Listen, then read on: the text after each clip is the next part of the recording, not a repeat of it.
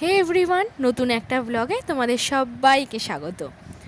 তো আজকে ছুটির দিন ছিল, সেই কারণে দুজনে মিলে প্ল্যান করেছিলাম যে লাঞ্চটা আজকে বাইরেই করা হবে। সেই জন্য তাড়াতাড়ি করে বেরিয়ে পড়েছিলাম রেডি হয়ে। দুপুর একটা মানে তো তোমরা এখন বুঝতেই পারছো যা গরম পড়েছে আর যা ভীষণ রোদ, যেন মনে হচ্ছে যে ও ভগবান কেন বেরোতে এলাম।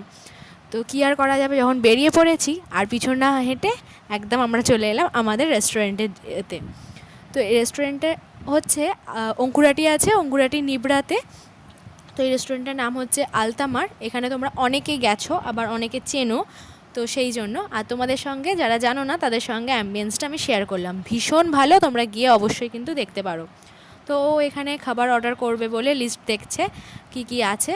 তো আমরা এর আগে অনেকবারই গেছিলাম ওখানে, খাবার ভালো টেস্ট করেছি অনেক রকমেরই। তো এই যে এইগুলো দেখছো, এগুলো একদম সিটিং হচ্ছে এরিয়া। এটা একটা আরবিয়ান স্টাইলে। এখানে তোমরা সবাই মিলে মানে ফ্যামিলির সবাই মিলে বসে এখানে ডিনার বা লাঞ্চ বা যে কোনো সময় গিয়ে তোমরা খাবার এনজয় করতে পারো খুব রিল্যাক্সে, ভীষণভাবে কমফোর্টেবলি। তো আমরা একদিন এখানে এসে আমরা এনজয়ও করে গেছিলাম। তো আজকে আর যেহেতু দুজনে আছি সেহেতু ওখানে না বসে আমরা একদমই চেয়ার টেবিলেতেই বসলাম। এটা ছিল এন্ট্রি গেটটা। তো আমরা বেরিয়ে দেখি যে নিচে গেছে, সে লিফটের দরজাটাও ঠিকঠাকভাবে দিয়ে যায়নি, যে কারণে আমাদের সিঁড়ি দিয়ে নামতে হলো। আর এই যে নেমে দেখতে পাচ্ছ যে গাড়িগুলো যাচ্ছে, এগুলো হচ্ছে আর্মিদের, নিশ্চয়ই কোনো বর্ডার ফর্ডারে যাচ্ছে এই রকমের জন্য। আর আমরা সেটা দেখে ডাইরেক্ট ওভারব্রিজ হয়ে আমরা একদম চলে এলাম একদম রাস্তার এপারেতে। তো এপারে এসে দেখতেই পাচ্ছ এইখানে ওপরে যাচ্ছি, মানে তখন ভাবছি যে নিজেই মনে হচ্ছে সবার ওপরে, এই রকম একটা ব্যাপার।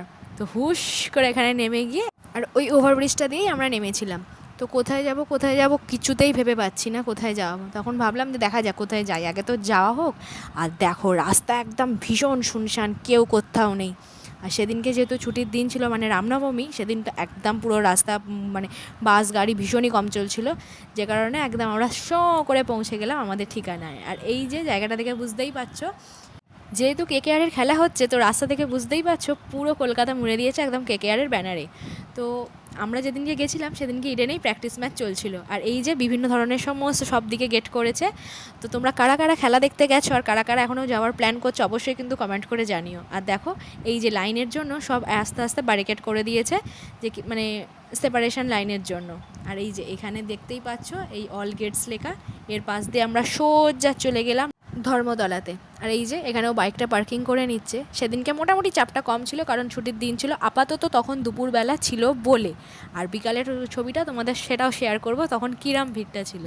আর তো যাকে এখানে আসার পরে দেখছি যে শুধু আমরা একা নয়, আরও অনেক সবাই বেরিয়েছে। আর বেশ ভিড়ে হয়ে আছে একদম জায়গাটা, নিউ মার্কেট সবসময়তেই ভিড়।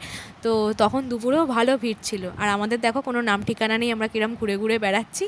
কিন্তু এত গরম লাগছিলো, তখন ভাবলাম যে চলো এই মলটাতে একবার ভিজিট করা যাক। যেহেতু ভিডিও অ্যালাউ নেই সেহেতু শুধু বাইরেটাই ভিডিও করলাম তোমাদের সঙ্গে, আর বেশি ভিডিও করতে পারলাম না।